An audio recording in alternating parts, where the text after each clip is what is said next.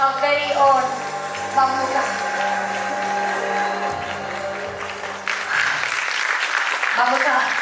മമ്മൂക്കയെ സ്നേഹിക്കുന്ന, ആരാധിക്കുന്ന, മമ്മൂക്കയെ ഒരു വട്ടമെങ്കിലും നേരിട്ട് കാണണമെന്ന് ആഗ്രഹിക്കുന്ന ഒരു വലിയ ഗ്രൂപ്പ് ഓഫ് ആളുകളെ പ്രസന്റ് ചെയ്താണ് ഞാനിപ്പോൾ സംസാരിക്കുന്നത്. ഒരു നല്ല മമ്മൂക്കയുടെ സ്റ്റേജിൽ വെൽക്കം ചെയ്യും, മമ്മൂക്കയുടെ അടുത്ത് സംസാരിക്കും എന്നുള്ളത് ഓൾറെഡി ഞാൻ എൻ്റെ മനസ്സിലൊരു 100 ആവർത്തി ജീവിച്ചു കഴിഞ്ഞ മൊമെന്റ് ആണ്. ഓരോ സെപ്റ്റംബർ 7-ാം തീയതിയും ഹാപ്പി ബർത്ത്ഡേ മമ്മൂക്ക എന്ന് എഴുതുന്നതിൻ്റെ കൂടെ ഞാൻ ആഗ്രഹിച്ചു വരുന്ന, വിഷ് ചെയ്ത് വരുന്ന, പോസ്റ്റ് ചെയ്ത് വരുന്ന ഒരു കാര്യമുണ്ട്. I want hug Mammukka one day എന്നുള്ളത്. മറ്റൊരു ആങ്കറിന്റെ വാക്കുകൾ അതുപോലെ തന്നെ പറയുകയാണെങ്കിൽ, എൻ്റെ നാട്ടിൽ ആരും മമ്മൂക്കനെ നേരിട്ട് കണ്ടിട്ടില്ല, എൻ്റെ വീട്ടിൽ ആരും മമ്മൂക്കനെ നേരിട്ട് കണ്ടിട്ടില്ല, എൻ്റെ ചുറ്റുമുള്ളതിൽ ആരും മമ്മൂക്കനെ നേരിട്ട് കണ്ടിട്ടില്ല. അത്രത്തോളം ആരാധിക്കുന്ന ഒരു മലയാളി പ്രേക്ഷകൻ എന്ന രീതിയിൽ മമ്മൂക്കയുടെ അടുത്ത് ഒരേ ഒരു കാര്യം മാത്രമാണ് പറയാനുള്ളത്. Thank you so much Mammukka for being in Kerala, for being in the Malayalam cinema. കേരളത്തിൽ ജനിച്ചതില്, മലയാളി ആയതില്, ഓരോ മലയാളിയുടെയും പേരില് ഞാൻ നന്ദി അറിയിക്കുകയാണ്. Thanks a lot Mammukka. So മമ്മൂക്കയുടെ ഇതുവരെ നമ്മൾ കാണാത്ത പുതിയൊരു ഭാവം, ആ ഒരു പുതിയ മമ്മൂക്കയുടെ 2 കൈയും നീട്ടി സ്വീകരിക്കാനായിട്ട് മലയാളി പ്രേക്ഷകർ ഇങ്ങനെ കാത്തിരിക്കുകയാണ്. മമ്മൂക്ക മൈക്കിനാണ് നോക്കുന്നതെന്ന് തോന്നുന്നു. ഇനി ഞാൻ ദീർഘിപ്പിക്കുന്നില്ല.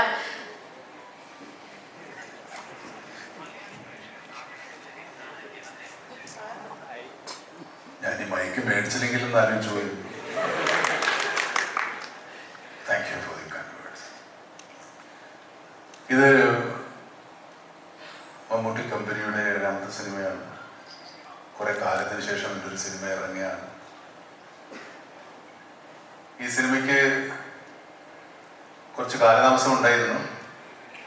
കാരണം നിങ്ങൾക്ക് അറിയാം,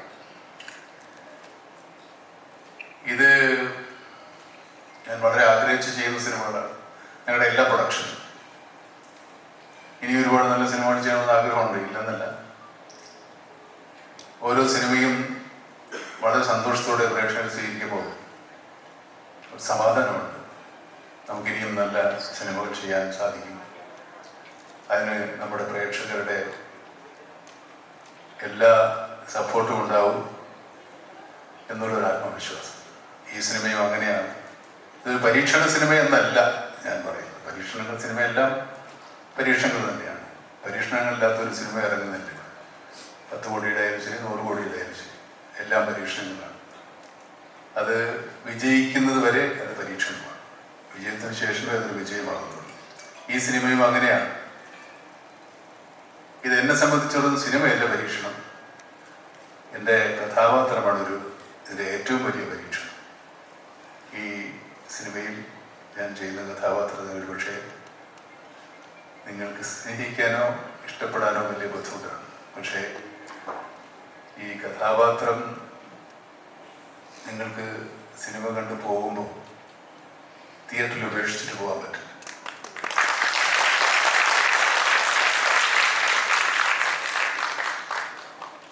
ഈ സിനിമയിൽ എനിക്ക് ആദ്യം ഓഫർ ചെയ്ത റോള് പോലീസ് ഉദ്യോഗസ്ഥൻ്റെയാണ്. അതെന്നേക്കാൾ കുറച്ചുകൂടെ നന്നായി ചെയ്യാൻ വിനായകനാണ് നല്ലതെന്ന് എനിക്ക് തോന്നുന്നു. അദ്ദേഹത്തെ സമീപിച്ചപ്പോൾ ഇതുകാരൻ എൻ്റെ വിശ്വാസമല്ല, ശരിക്കും ഞാൻ തന്നെയാണോ, അല്ലെങ്കിൽ വിനായകനാണോ ഉദ്ദേശിച്ചത്? അല്ലാതെ ഈ സിനിമയിലെ നായകൻ വിനായകനാണ്. നമ്മൾ അങ്ങനെ തന്നെയാണ് പോസ്റ്ററിൽ ഇട്ടിരിക്കുന്നത്. ഈ പോസ്റ്റർ കണ്ടില്ല. വിനായകനാണ് നമ്മുടെ സിനിമയിലെ നായകൻ. ഞാൻ നായകനാണ്, പക്ഷെ പ്രതിനായകനാണ്.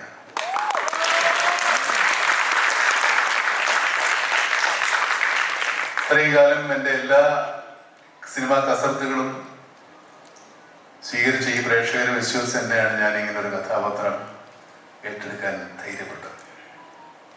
എൻ്റെ ആത്മവിശ്വാസത്തിന് നിങ്ങൾ കൂട്ടുനിൽക്കുമെന്ന് തന്നെയാണ് ഞാൻ വിശ്വസിക്കുന്നത്.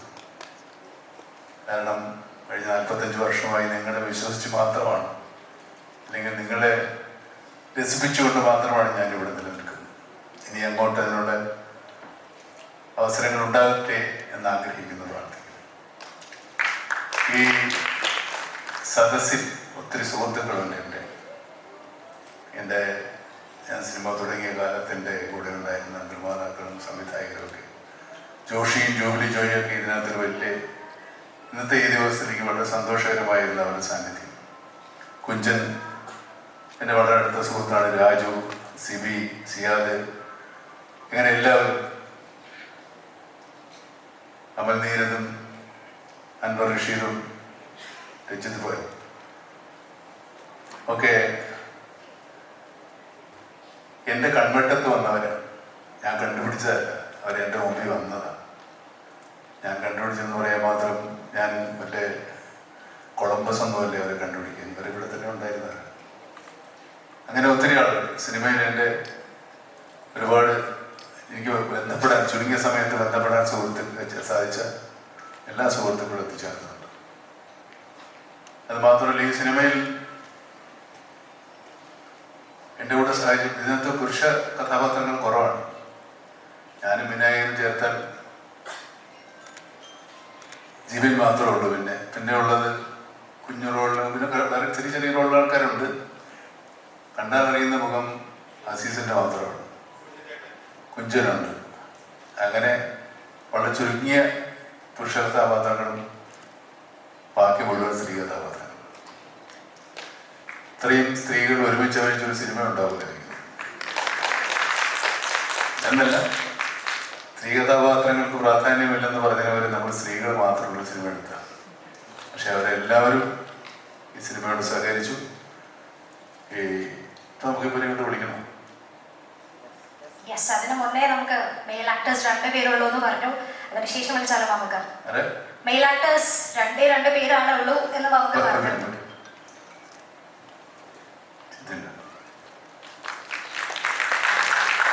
അസീസെ കൂടെ വരേണ്ടതാണ് ശരിക്കും. നിങ്ങളുടെ പോലെ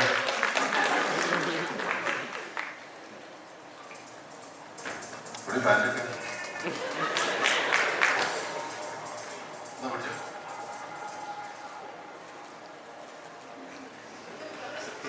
സ്റ്റേജിൽ വന്നോ എന്ത് പറയണമെന്നൊരു ധാരണയിലാണ്.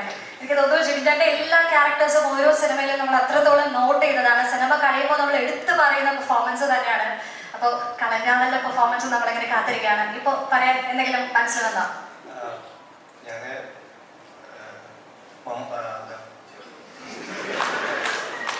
കണ്ണൂർ സ്ക്വാഡ് എന്ന് പറയുന്ന സിനിമയിലെ ഒരു സീൻ സാറിനോടൊപ്പം ചെയ്തിരുന്നു. അപ്പോൾ ഞാൻ സത്യത്തിൽ അന്ന് സാറിന് ചുറ്റും അസീസിക്ക, റോണി, ശബരീഷ് ഇവരൊക്കെ ഇരുന്ന് ഫുൾ ഒരു വേഷമൊക്കെ ചെയ്യണം. സത്യത്തിൽ അന്ന് ഭയങ്കരമായിട്ട് ഞാൻ കൊതിച്ചത്, ഭയങ്കര ഒരു ഇതായിരുന്നു. എനിക്ക് എന്തെങ്കിലും ഒരു ദിവസം സാറിനോട് ഒരു എന്താ ഒരു സിനിമയിൽ നിറഞ്ഞു നിൽക്കാൻ പറ്റുന്ന ഒരു വേഷം ചെയ്യാൻ പറ്റുക എന്നുള്ളൊരു എന്താ ഒരു പ്രാർത്ഥന ഉണ്ടായിരുന്നു. എന്നിട്ട് എൻ്റെ കൂടെ നിറഞ്ഞു നിന്നവർക്ക് വിനായകൻ്റെ കൂടെ എന്തായാലും ഇപ്പൊ സംഭവിച്ചു.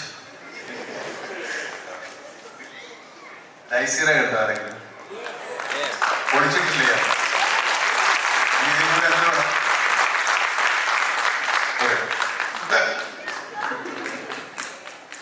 പൊളിച്ചിട്ടുണ്ട്. നമ്മുടെ ഈ ചില ഫലങ്ങൾ, പഴങ്ങളൊക്കെ നമ്മൾ നടന്നു പോകുമ്പോൾ നമ്മുടെ മുമ്പിൽ വന്ന് വീഴുന്നതാണ്. അതുപോലെ ഒരാളെയാണ് ഞാനൊരു പരസ്യചിത്രത്തിൽ അയാളെ കണ്ടു. ഫോൺ പേ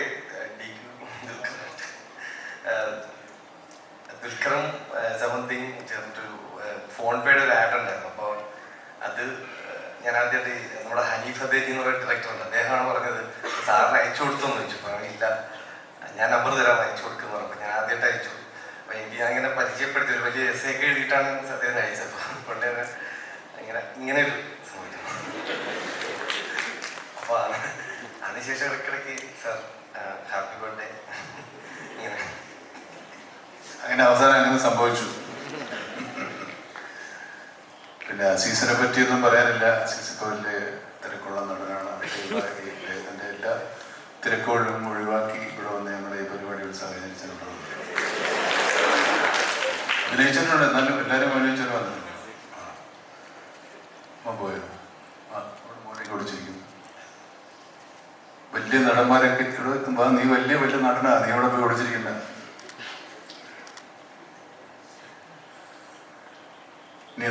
നമുക്കൊരു ചോദ്യം ചോദിക്കാനുണ്ട്, അതിന്റെ ഉത്തരം ഓൾറെഡി നമുക്ക് തന്നു. വന്നു ഈ ട്രെയിലർ ടീസർ നമ്മളിപ്പോ കണ്ടപ്പോ അതിലെ വിനായകൻ എന്ന പേര് എഴുതി കാണിക്കുമ്പോൾ 2 കളറിലാണ് വന്നത്. വി നായകൻ ടീസറിൽ നമ്മൾ കണ്ടത്. അത് മമ്മൂക്കയുടെ ഐഡിയ ആയിരുന്നു എന്ന് നമ്മൾ കേട്ടു. അപ്പൊ മമ്മൂക്ക തന്നെ ഓൾറെഡി അതിനുള്ള ഉത്തരം നമുക്ക് തന്നു. പക്ഷെ കൂടുതൽ അറിയാനുള്ള ആകാംക്ഷ കൊണ്ട് ചോദിക്കുന്നു മമ്മൂക്ക, ആ കളർ ഡിഫറൻസ് നേരത്തെ പറഞ്ഞതുപോലെ നായകൻ പ്രതിനായകൻ അത് തന്നെയാണോ ഉദ്ദേശിച്ചത്? കളർ ഡിഫറൻസ് വി നായകൻ ഈ നായകനത്തിൽ നായകൻ എന്ന് മാത്രമാണ് ഡോമിനേറ്റ് ചെയ്യുന്നത്. അപ്പോൾ വിനായകനാണ് നായകൻ, അപ്പോഴാണ് ഈ എടുത്ത് കാണുന്നത്. അങ്ങനെയാണ് നായകൻ കിട്ടുന്ന ചാൻസിലൊക്കെ പറ്റുള്ളൂ. എൻ്റെ പേര് വയ്ക്കുമ്പോൾ അങ്ങനെ എഴുതാൻ പറ്റില്ല. മൂട്ടി എഴുതാം.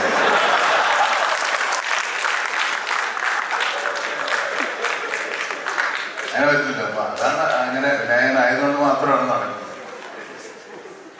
ഞാൻ ഈ പെണ്ണുങ്ങളെ വിളിക്കാതിരുന്നിട്ട് അവരിങ്ങനെ അക്ഷമരായിരിക്കുന്നതെന്നൊരു സംശയമാണ്. നീ പറയാൻ എന്തെങ്കിലും ഉണ്ടെന്ന് ചോദിക്കട്ടെ. ഓഫ് കോഴ്സ് നമ്മൾ ഏറ്റവും ഇമ്പോർട്ടന്റ് ആയിട്ടുള്ള ഒരു പാട്ട് ഇതുവരെ കഴിഞ്ഞിട്ടില്ല നമുക്ക്. ഇപ്പൊ നമ്മൾ വി നായകൻ എന്ന് പറഞ്ഞതുപോലെ 30 വർഷത്തോളം സിനിമയിൽ സജീവമായി നിൽക്കുന്ന ഓരോ കഥാപാത്രത്തിലും അദ്ദേഹത്തിൻ്റെതായ തനത് ശൈലിയിൽ എക്സെൻട്രിക് ആയി അവതരിപ്പിച്ച് നമ്മളെ കൈയടുപ്പിക്കുന്ന അഭിനേതാവ് തന്നെയാണ്. മമ്മൂക്കയുടെ പെർമിഷനോട് കൂടി അല്ല, നായകനെ ലാസ്റ്റ് തന്നെ വിളിക്കുന്നത്. ശരി, അവർ സമ്മതിക്കുന്നില്ല. വാ വിനായകൻ.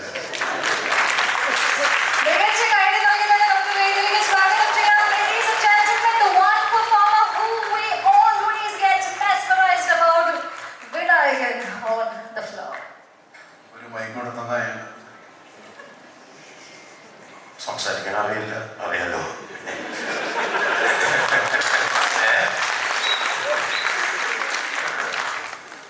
ലൈഫിൽ നടക്കും. സംസാരിക്കാൻ അറിയാമെങ്കിലും നന്നായിട്ട് അഭിനയിക്കാൻ അറിയാം. ഇനി ഉണ്ടാവില്ല ഇങ്ങനൊരു സിറ്റുവേഷൻ, ആർക്കും ഉണ്ടാവില്ലെന്ന് എനിക്ക് തോന്നണം. അത്ര ഭാഗ്യമുള്ളവനായി വിനായകൻ. സന്തോഷം.